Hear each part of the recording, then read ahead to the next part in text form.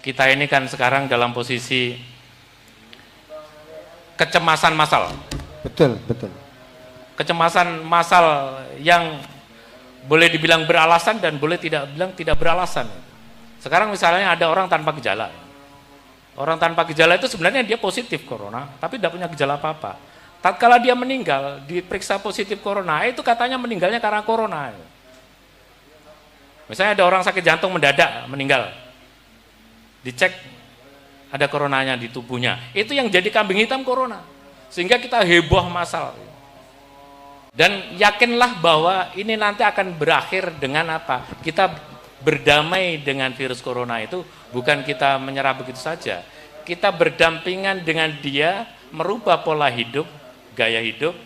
Contohnya gini, kalau lebih dari 1 meter dapat, tapi kalau kurang 1 meter saya harus pakai masker. Yang ngumpet itu mestinya yang rentan-rentan saja.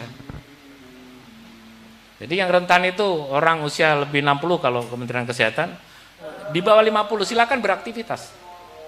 Tapi tetap pakai taat kepada skema social physical distancing dan taat pada protokol kesehatan. Karena virus ini sebenarnya bukan makhluk hidup. Tapi dia bisa hidup kalau di inangnya. Nah, inangnya virus ini adalah lapisan selaput lendir mata, hidung, sama mulut. Tapi bahwa kita nanti akan banyak yang positif, ya banyak.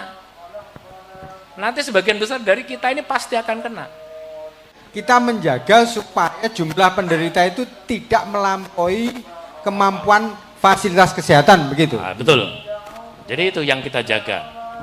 Harapannya kalau 70% dari kita minimal pernah terinfeksi, itu akan aman. Misalnya di antara sekian ini 70% terinfeksi. Saya belum pernah terinfeksi. Yang di belakang sendiri itu dia sakit. Itu enggak bisa nyalur ke sini. Karena terputus di tengah itu. Inilah kemudian yang disebut dengan herd immunity, imunitas kelompok. Corona ini kita ibaratkan kambing. Yang di Indonesia ini sudah ada yang kambing etawa, kambing gibas, kambing kampung. Corona juga begitu. Ada corona bawaan dari teman-teman yang umroh, ada corona bawaan dari TKI dari Hong Kong. Itu ternyata karakternya berbeda-beda. Kuncinya corona ini adalah sesegera mungkin dilakukan tracing, sesegera mungkin dilakukan tes, begitu positif langsung istirahat. Dia dalam waktu 1 bulan akan sembuh, dan diharapkan setelah sembuh itu kebal. Inilah yang saya terapkan di Tulungagung, sehingga sampai saat ini, biarpun Tulungagung ini kasusnya ranking ke-4 di Jawa Timur, kira-kira atau enggak ke-5, tapi memegang rekor tidak ada yang meninggal di Tulungagung. Dan berikutnya, yang sakit hanya 5%. Itu pun cuma flu-like syndrome, jadi ya sakit ringan, istirahat yang cukup, dikasih nutrisi yang baik. Olahraga ringan pagi hari sambil berjemur. Nah, dengan begitu dia menang. Setelah dia menang, dia menjadi orang yang kebal. Sementara ini semua kan ngumpet nih.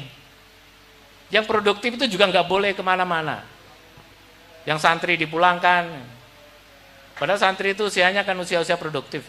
Biarpun usianya muda, tapi kalau punya penyakit jantung, punya penyakit kencing manis, punya penyakit paru-paru, pernah sakit liver, ginjal, dan kemudian sakit kanker, itu tingkat kesakitannya naik 79%.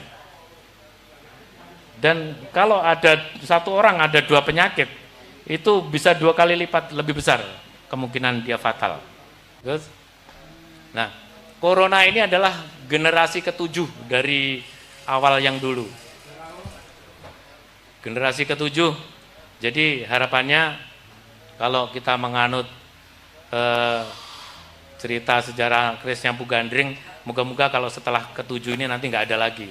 PSBB itu nanti akan saya sampaikan apa tujuannya. Kemudian Indonesia tidak menganut total lockdown. Karena taruhlah kemudian ada yang teriak-teriak, ayo Indonesia lockdown, lockdown. Emangnya setelah lockdown itu corona akan pergi dari dunia? Enggak. Senjata andalan kita adalah antibody. Daya tahan tubuh kita, itu andalannya. Semua orang dibekali itu.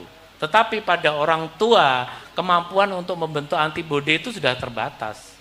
Yuk kalau sowan ke gurunya, itu ya harus dengan etika protokol kesehatan. Harus pakai masker, cuci tangan dengan sabun, air mengalir, bawa hand sanitizer. Jangan sampai dicelakakan beliau. Nih, the new normal lifestyle santri Indonesia. Jadi dikasih waktu kesempatan tidur 7 jam. Silakan saja keluar mencari penghasilan, penghidupan baru kita jalankan, tapi taat protokol kesehatan. Nanti saya sampaikan skema new normal lifestyle santri Indonesia yang sudah saya buat untuk bagaimana supaya pondok pesantren tidak ngumpet terus begini. Karena virus ini aslinya gampang juga pedine karo sabun. Jadi anak kecil sebaiknya tetap keluar pakai masker, dibawain hand sanitizer. Iya betul. Tapi yang terjadi sekarang apa? Para pengambil kebijakan itu, tatkala positif banyak kan gupuh. Prestasi, lo prestasinya bukan itu. Prestasinya itu adalah menemukan pasien positif sebanyak mungkin, segera dilakukan karantina, di rest istirahatkan, sehingga tidak ada kematian bahkan yang sakit. Itulah yang berprestasi.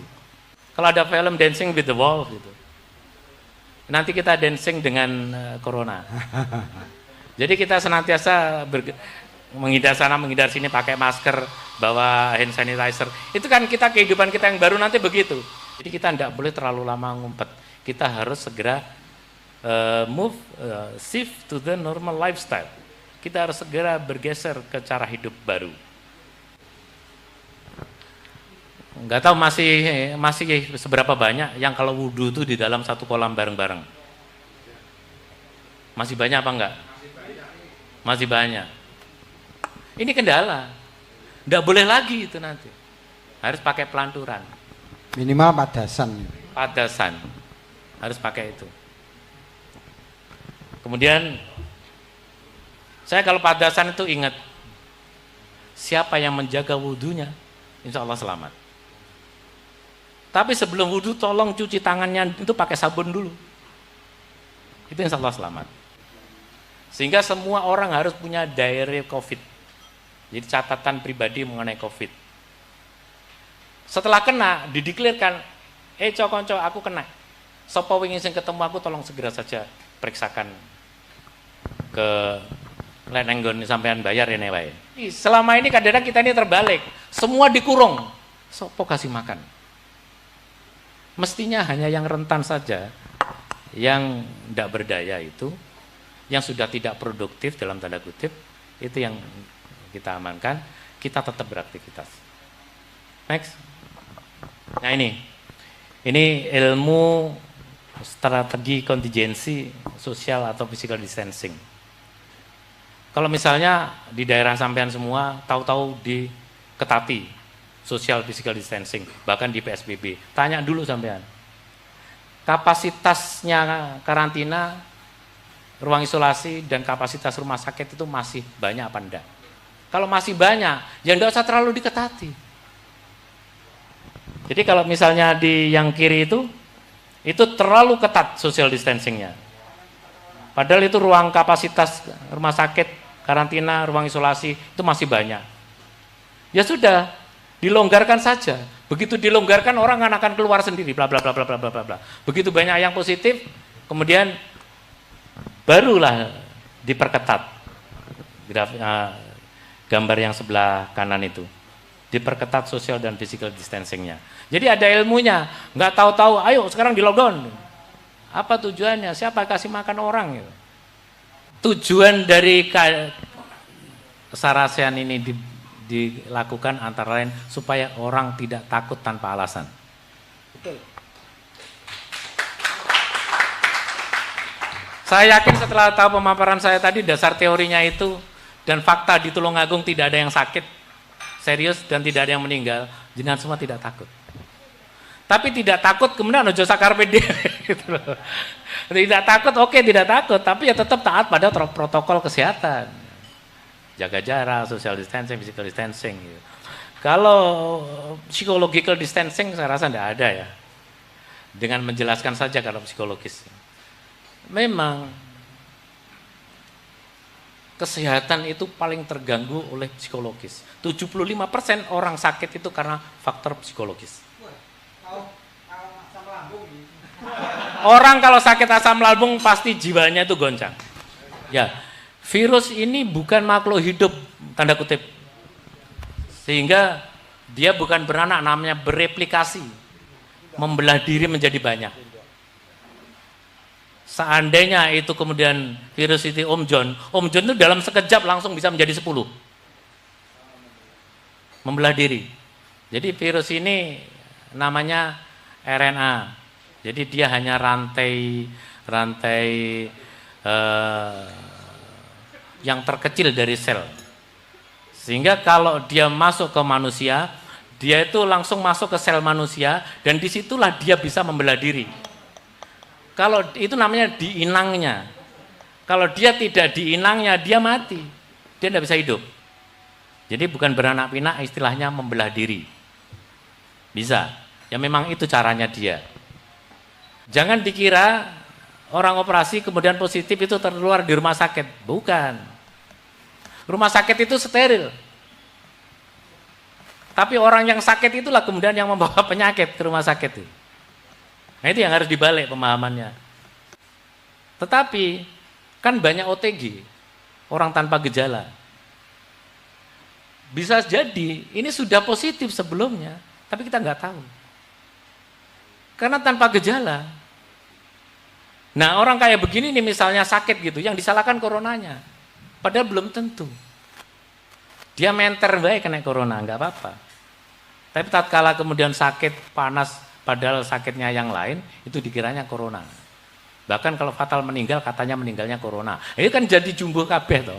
Di depan saya sampaikan, Profesor Sutiman namanya, yang dari Malang, ahli biologi molekuler, itu menyampaikan bahwa virus ini bermutasi terus. Bermutasi itu artinya apa? Dia itu beradaptasi. Bisa saja kemudian berbeda. Iya, bisa saja. Makanya, tadi saya sampaikan, biarpun sudah pernah terkena, itu jangan jumowo. Jangan-jangan ketemu virus yang belum pernah, corona yang belum strain pernah baru dia, gitu ya, strain baru, generasi yang lain. Jadi jangan jumowo, tetap aja taat protokol. Katanya ini mirip kasus dengue, DBD ya, itu kan bisa terinfeksi lagi begitu. Ya. Demam berdarah itu juga begitu. Dia banyak strain. Strainnya itu golongan. Hanya biarpun sudah pernah kena, tetap waspada. Kebal terhadap corona yang itu, belum tentu kebal terhadap strain yang lain. Contohnya begini, ada virus corona ini, saya tidak usah nyebutkan corona dari mana itu ya, nanti nggak enak juga saya. Itu yang dikenai hanya orang yang punya golongan darah sama dia. Contohnya ada di sini di kecamatan di Tulungagung ini, di desa di Tulungagung ini. Dia positif, ibunya positif, kakaknya positif, istrinya ndak, anaknya ndak. Jadi lek enggak golongannya enggak dikenai. Ya milih coronane. Waduh. Nah, ada lagi corona yang mungkin ini saya sebutkan aja, ini dari pekerja Seks. senenganmu ngono ya. Dari pekerja migran Indonesia dari daerah lain. Itu coronanya ngawur. Siapapun yang dekat orang itu dikenain. Itu ada. Nah sekarang ada satu desa ini kena semua itu. Di Tulungagung ini, ya gara-gara itu. Ngawur coronanya. Wah ini. Kan ada toh di Tulungagung barusan satu desa kena semua. Tapi dengan manajemen yang baik, satu desa itu tidak ada yang meninggal karena corona. Tidak ada. Dan sekarang sehat semua, tinggal nunggu kapan sebentar lagi dia keluar menjadi orang sakti. Karena untuk corona yang itu dia tahan. Nggak tahu nanti corona dari Arab dia tahan apa enggak. Gitu. Ya, tadi ada penjelasannya, mau nurut siapa? Kalau saya yang menyampaikan, saya terbaik di dunia, ya sama nurut aku. Jadi, mau nurut siapa?